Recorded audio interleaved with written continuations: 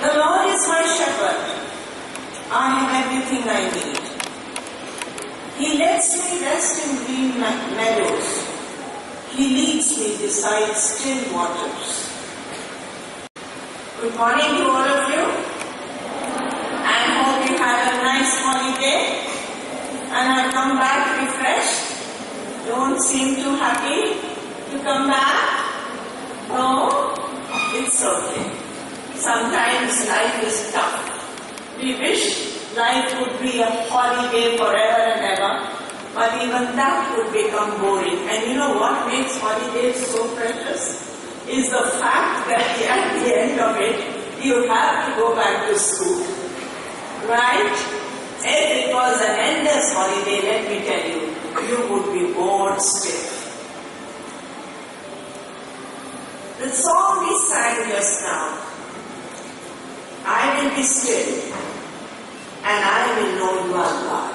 What picture does this word bring to you? Still. In Psalm 23 we read, He leads me beside still waters. So can any one of you tell me what word it brings to your mind? What thought it brings to your mind? Still. Yeah? Okay, calm. Very good.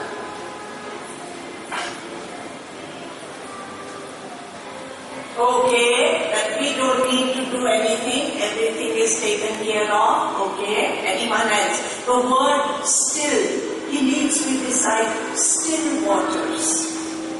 What does it bring to your mind? Anything? Peaceful? Okay, alright. Quiet? Yes. Serene? Calm? Pleasant. These holidays I had to go and teach in a place north of Thailand called Chiang Mai. And the program was in a golf resort 20 miles outside the town. And it was a serene spot. If you will just Google it and see it. It was called the Alpine Golf Resort. And acres of beautiful lawn and lakes and water and still water. And it really reminded me of Psalm 23. Take you beside green pastures and still waters. There's a story told of an artist, of a man, a rich man. He asked an artist, paint me a painting depicting peace, quietness, stillness. Now I'll ask the art department if they would ask you to do it. Anyway, now this man, he painted a beautiful picture of a village with small homes and children playing and lovely grass and trees, and it looked beautiful and serene. And he brought this painting to this rich man. And the man looked at it and said, no, this is not it. Go and try again. So he went back disappointed. And this time he thought, and then he made a beautiful painting of a little baby in the arms of its mother. And he brought this painting to the rich man. The rich man looked at it and said, very nice, but it still does not speak to me of what I'm looking for. So this artist went back, was very disappointed, and this time he thought long, deep, he even prayed, and he said, what can I paint that will depict peace? And then he got a picture in his mind and he started painting. Spent long hours, painted beautifully, and then at last he brought this picture before the rich man. The rich man looked at it very long, very hard, and then he smiled and said, yes, this is peace, and gave him money for that painting and hung it up in his home. You know what that painting was? The painting was a sea stormy and huge waves. And there was a cliff on the side and the waves were breaking against the cliff. And there was this stormy sea all over. And in the midst of it, a tiny little bird sitting on her chicks or in her nest in a little shelter in that cliff. And that was peace. That was stillness. Peace is not the absence of problems. Peace is not the absence of conflict. Stillness and peace is having the confidence, having the quietness, and having the rest in the midst, amid all the problems. I had a little experience, and that was on 30th of May. I just gone for a routine checkup to get a new pair of specs, get my eyes new number. And the doctor who saw my eyes told me that you need immediate surgery because there is an emergency and you may lose the eyesight of your right eye and go blind in the right eye. You need surgery at once. You know, I am scared stiff of eye surgery.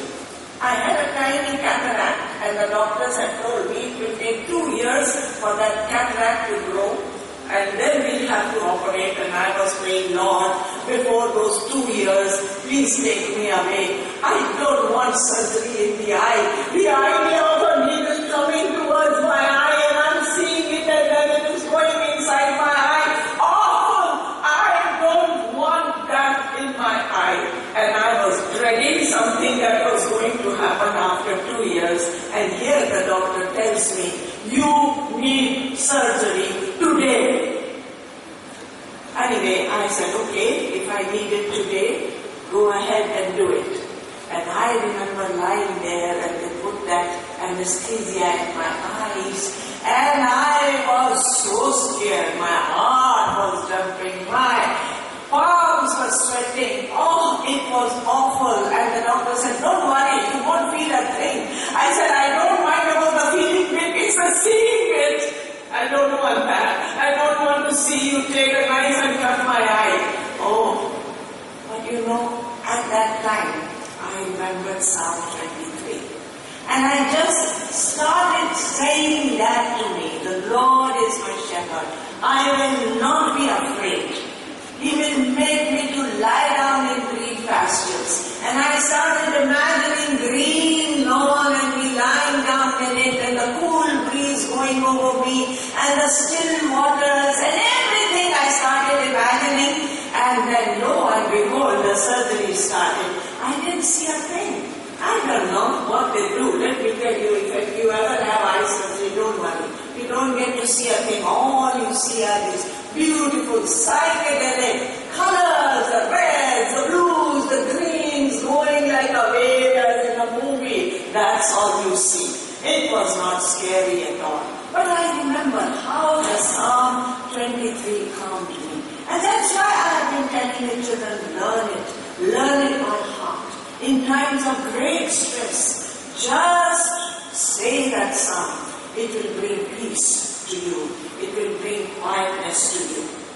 Okay?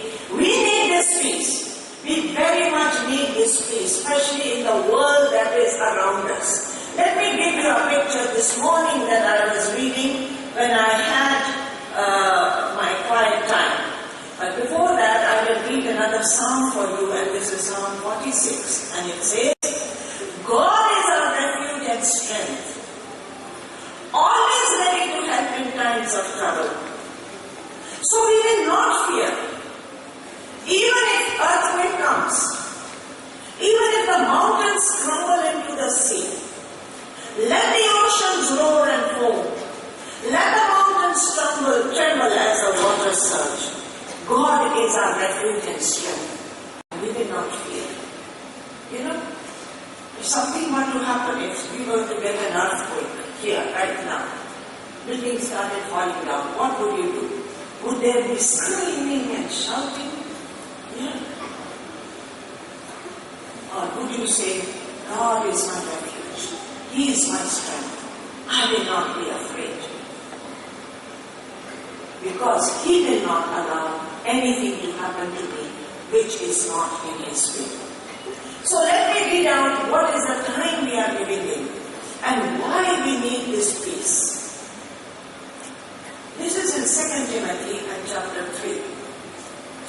It says, you should also know this, that in the last days there will be very difficult times. Now what are the last days? According to the Bible, the whole earth, the whole period of the earth is divided into 7. Okay? Just as the earth was created, heaven and earth was created in 6 days, and on the 7th day God rested and made it a day of rest. Similarly, the whole period of the earth is divided into 7. The 7th day will be the rest day for the earth. Where are we now in the remaining 6 days? And all the signs, maybe if we have time, we will look at it later in some of the subsequent days. We are on the 6th day. And if there was a clock we could see, you could almost say that we are nearly at midnight. We are in the last times. Children, you are the last generation. So this word is for you, and listen carefully. You should also know this, that in the last days there will be very difficult times, because people will love only themselves. They will be selfish, swarthy. They will love only their money. Greedy people, lowly. They will be boastful. They will be proud. They will scoff at God. They will be disobedient to their parents. They will be ungrateful. They will consider nothing sacred. Do you find that these are the days like that? You know, these are the signs which tell us we are living in the last days. People consider nothing sacred. They take the name of God as though they will live forever and God is nothing. Nothing is sacred for them. They will be unloving. They will be unforgiving. They will slander others. They will have no self-control. They will be cruel. They will have no interest in what is good. They will betray their friends. They will be reckless. They will be puffed up with pride. They will love pleasure rather than God. They will act as if they are religious. They will stand on their heads, join their hands. They will be in an attitude of prayer. They will act as if they are religious, but they will reject the power that could make them godly. These are the signs of the last time. This is what people will be like. And then the word goes on to say, you must stay away from people like that. Do you find such people in your class? Just before we closed for the summer vacations, we had a very sad incident in which we found that there were some boys, big boys, who were bullying another of their classmates, calling him names. We had incidents last year in which, in a class, girls were bullying their classmate and calling her dirty names. These are signs of the last days. And the word of God says, stay away from such people. Even in Mount Carmel you will find such people. I had a parent who came to me, he had admitted his daughter in grade 11. And then in April, and he came to me after 1 week and said, I want to withdraw my daughter. I had heard such good about Mount Carmel, but I am shocked at what goes on inside the classrooms.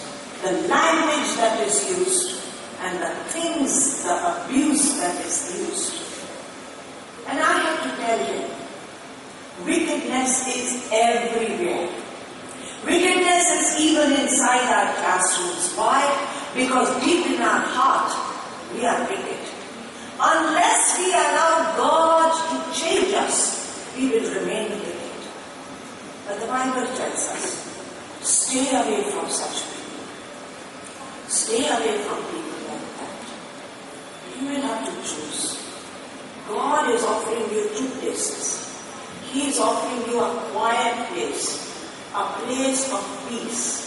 And the other side, we have this place of restlessness, of evil, of wickedness. Which place will you choose to be in? The choice is yours. I will leave you with these words.